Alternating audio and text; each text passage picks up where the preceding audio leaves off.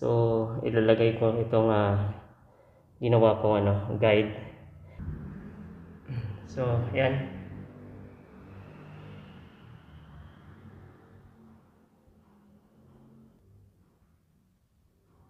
Tapos, ikutin lang. So, wala akong cameraman kaya mahirap balance.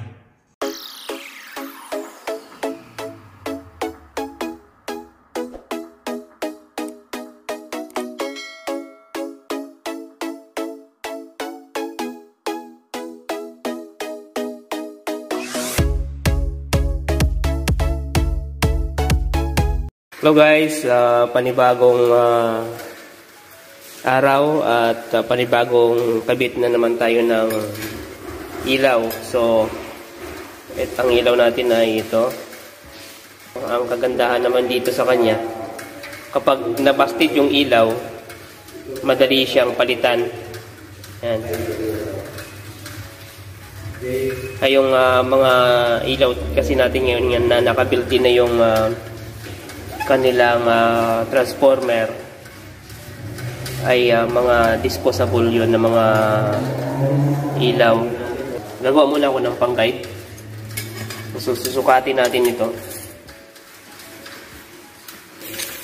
Ito, susukatin natin. Kuha natin ang sukat. Ang loob lang, ito lang side na to. Itong side na to. Ito, saka hanggang dito lang. So, kuhaan natin siya ng 9 cm. So 9 cm yung ating kukuhaing sukat. Yan po yung gagawin nating guide na wire. So sa paggawa ng guide wire, so bibilugin muna natin yung dulo.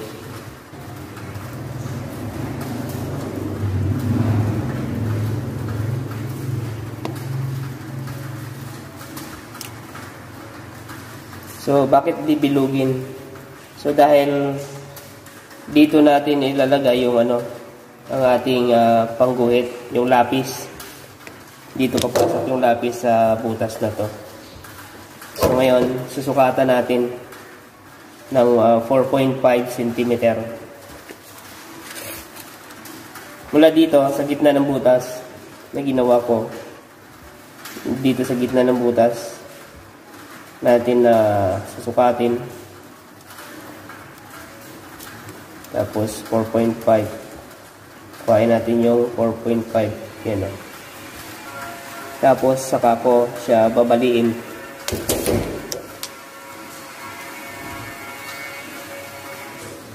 So babaliin ko yung GI wire.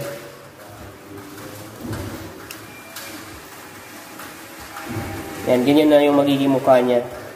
Tapos puputulan ko siya kasi masyadong mahaba yung kanyang paa.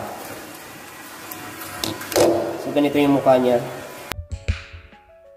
So ang kakabitan ko ng ilaw ngayon ay itong isang kwarto. Yan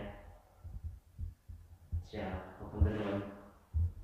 So mayroon akong 4 pin light na ilalagay dyan. So, ayan. So, bago ko siya butasin, ay gagawa muna ako ng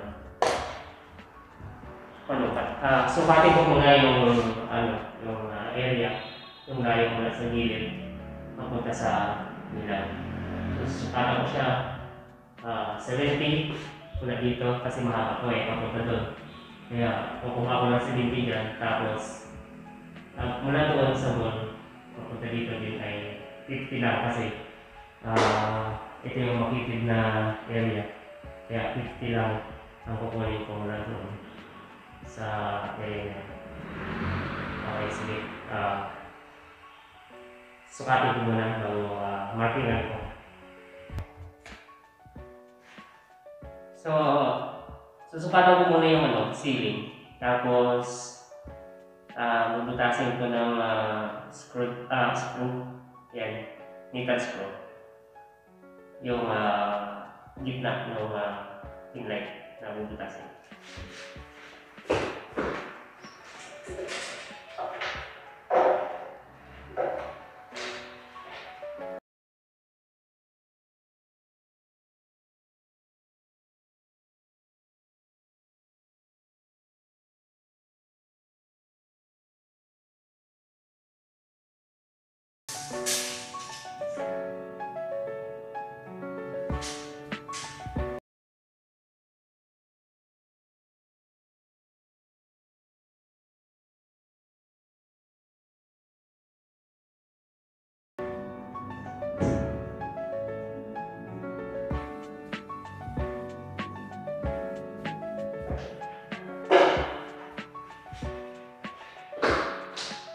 So yan po, nabutas ko na ng screw.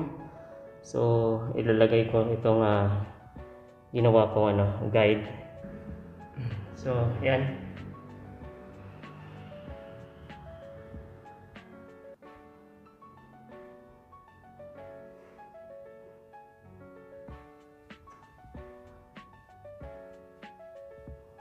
Tapos ikutin lang.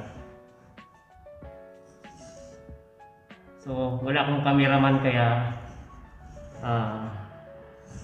mahirap balance. Yan. So ganun lang. Tapos bubutasin ko siya ng grinder. Yan o.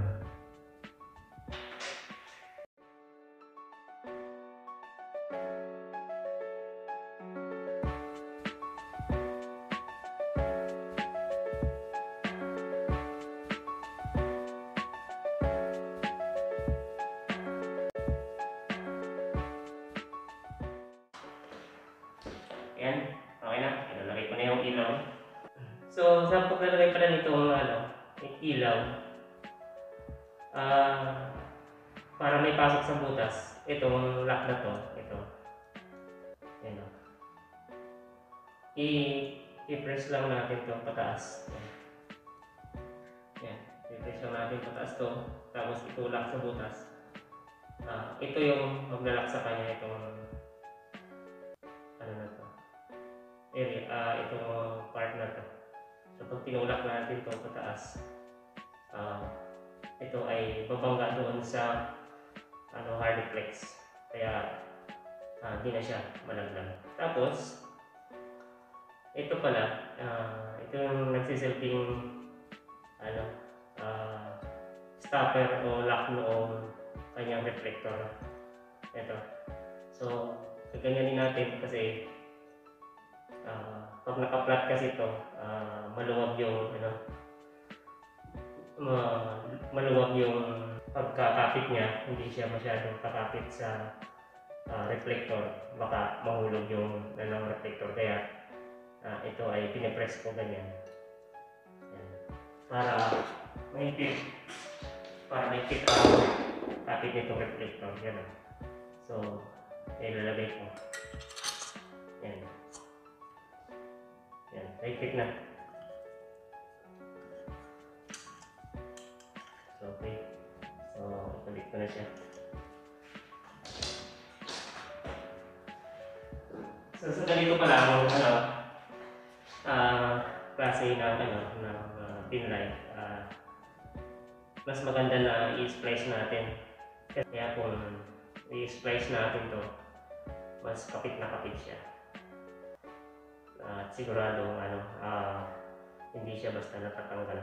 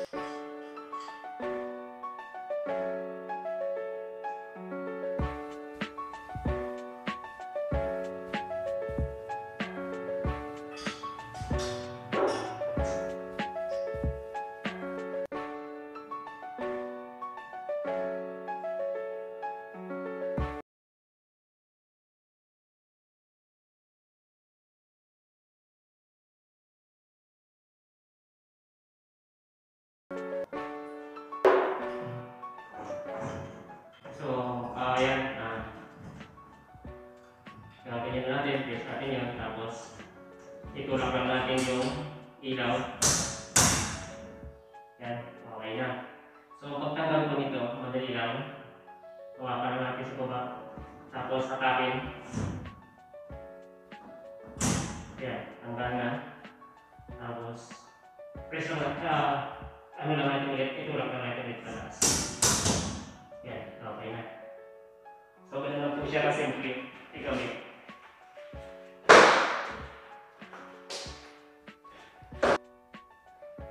So ayan na po ang resulta ng aking ginawa na pin light. Ayan. 4 po yan. Meron doon sa dulo, 2. So ito, may abang po dyan sa gitna. Hindi na siya lalagyan ng ilaw dahil pag nabili po itong bahay, bahala na po yung may-ari, yung nakabili po nito, kung ano pong klase ng ilaw yung kanya po ilalagay dyan. Kaya hindi na po siya nilagyan ng isang ilaw sa gitna. So okay po, yun po ang ating gawa sa araw na to. Maraming salamat po sa inyong panonood. God bless.